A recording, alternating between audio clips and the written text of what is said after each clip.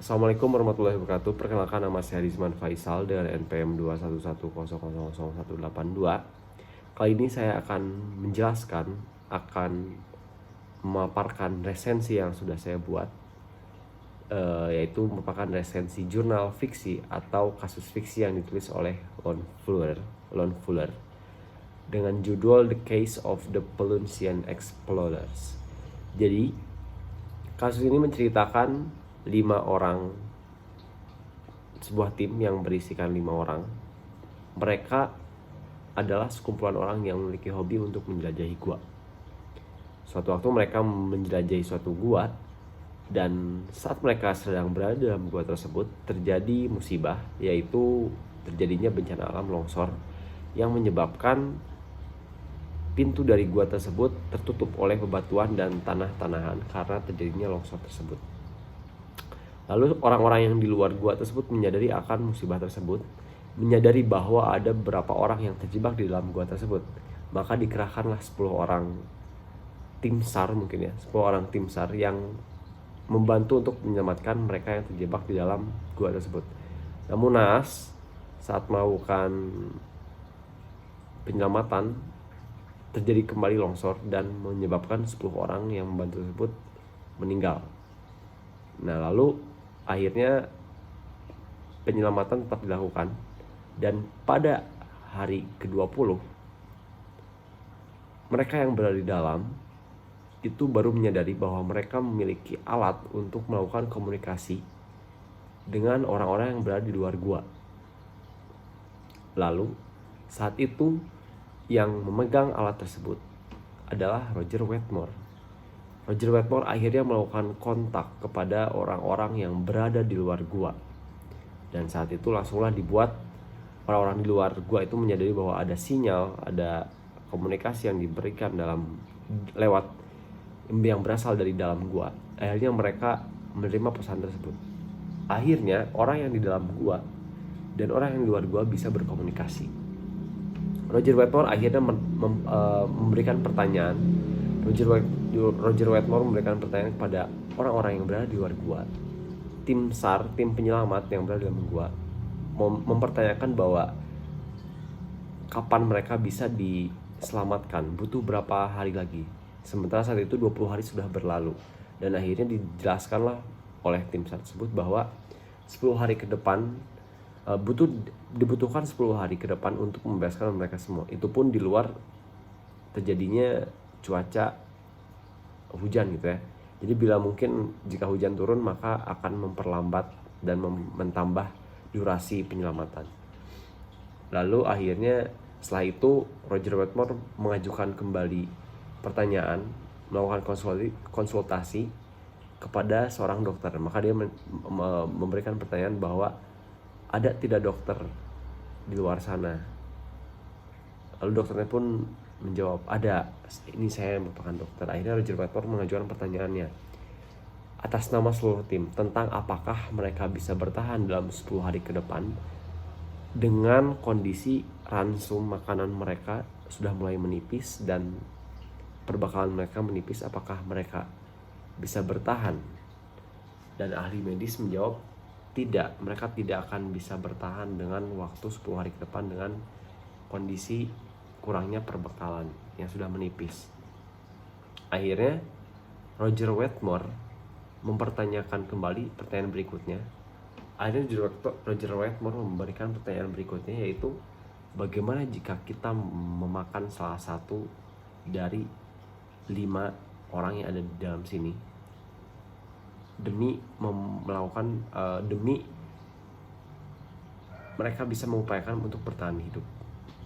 Akhirnya Roger Wetmore mempertanyakan pertanyaan tersebut kepada dokter ataupun orang-orang yang ada di luar sana. Apakah boleh jika mereka memakan salah satu timnya yang berada di dalam gua? Tidak ada satupun yang bisa menjawab karena terlalu riskan untuk dijawab oleh mereka orang-orang yang berada di luar. Maupun itu dokter, tim SAR dan lain-lain, pendeta dan lain-lain, mereka tidak ingin menjawab tersebut karena terlalu riskan, terlalu besar tanggung jawabnya. Lalu pertanyaan berikutnya yang Wetmore tanyakan adalah bagaimana jika kami melakukan pengundian untuk menentukan siapa yang akan dibunuh dan dimakan, apakah diperbolehkan atau tidak. Wetmore melakukan konsultasi kepada orang-orang yang berada di luar gua, tapi kembali tidak dijawab sama sekali, dengan alasan bahwa mereka merasa keberatan untuk menjawab pertanyaan yang diberikan oleh Roger Wetmore. Pada akhirnya, setelah pertanyaan tersebut ternyata menjadi pertanyaan terakhir, karena setelah itu koneksi yang menghubungkan mereka berdua antara orang di luar gua dan dalam gua akhirnya terputus, dan komunikasi pun akhirnya tidak bisa dilakukan kembali karena salurannya terputus. Lalu 10 hari kemudian, setelah berhasil dievakuasi, ternyata hanya 4 orang yang selamat, hanya 4 orang yang keluar dari gua tersebut. Dan ternyata Roger Wetmore telah dibunuh dan dimakan oleh anggota tim yang lainnya. Nah, akhirnya setelah itu dipertanyakanlah para penjelajah ini bagaimana mereka bisa meninggal. Akhirnya ternyata para penjelajah mengklaim bahwa Roger Wetmore itu menolak melakukan hal tersebut pada awalnya. Jadi setelah komunikasi itu terputus, ternyata anggota-anggota lain setuju jika apa yang sudah ditanyakan oleh Wetmore, bagaimana jika mereka melakukan pengundian untuk siapa yang akan dibunuh. Mereka setuju untuk melakukan hal tersebut, tetapi saat akan melakukan pengundian, Wetmore dia berpikir kembali, dia berubah pikiran, dan dia menjadi tidak setuju untuk melakukan hal menjijikan dan mengerikan tersebut. Tetapi saat itu teman-temannya sudah terlanjur untuk merasa bahwa ini harus dilakukan. Akhirnya mau tidak mau mereka melakukan pengundian tersebut, dan akhirnya dadu pun dilempar. Dan ternyata Wetmore lah yang menjadi orang yang akan dibunuh dan dimakan oleh teman-temannya demi kelangsungan hidup mereka di dalam gua. Lalu setelah itu para penyintas dan para penjelajah akhirnya dirawat di rumah sakit. Mereka dirawat dan mendapatkan perawatan. Tapi setelah itu mereka didakwa oleh jaksa penuntut umum. Mereka akhirnya didakwa dengan tuduhan mengambil nyawa orang lain, dengan undang-undang yang berlaku, yaitu bahwa siapapun yang sengaja mengambil nyawa orang lain akan dihukum mati. Nah, terdapat perbedaan pendapat nih dari beberapa hakim yang memimpin dalam kasus tersebut. Dia ada 5 orang hakim ya, pengadilan Newgate namanya, yang berpendapat kasus ini. Dapat 2 hakim yang setuju dan bahwa perbuatan mereka tersebut harus dihukum mati. 2 hakim lainnya sebaliknya, bahwa para penyintas ini tidak melakukan pembunuhan dan tidak bisa dihukum alam. Dan 1 orang hakim mengundurkan diri karena merasa tidak ada asas yang dapat dibenarkan untuk memecahkan kasus tersebut. Lalu pendapat detailnya seperti ini. Yang pertama ada Hakim Trupeni. Dia merupakan ketua Mahkamah Agung, berpendapat bahwa berdasarkan undang-undang tersebut, Hakim Penny menyatakan bahwa kasus ini bukan kasus yang sepele dan perlu ditinjau oleh peraturan yang ada. Tapi Hakim Penny berpendapat jika ingin memberikan simpati kepada mereka dengan mempertimbangkan situasi dalamnya yang sangat tragis. Jadi harus juga diberikan simpati karena situasi tersebut memang sangat tragis. Pada putusannya, Hakim Penny menyebutkan bahwa gerasi itu bisa diberikan oleh eksekutif untuk para terdakwa untuk meringankan hukumannya, mengingat keadaan kasus yang terjadi dalam kasus ini bahwa terdakwa tidak sengaja mengambil nyawa orang lain. Sehingga Hakim Penny beranggapan bahwa terdakwa tidak boleh dihukum mati. Dan pada intinya, dengan diberikan gerasi oleh eksekutif, dilakukan penegakan hukum bisa dilakukan dengan penuh keadilan tanpa mengurangi isi undang-undang tersebut. Lalu hakim berikutnya adalah Hakim Foster.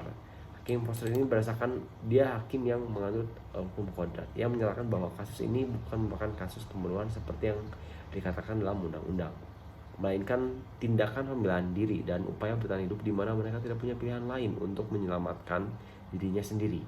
Hakim Foster ini berpendapat bahwa mereka tidak bersalah dan tidak melakukan kejahatan apapun terhadap Roger Wetmore sehingga harus dibebaskan.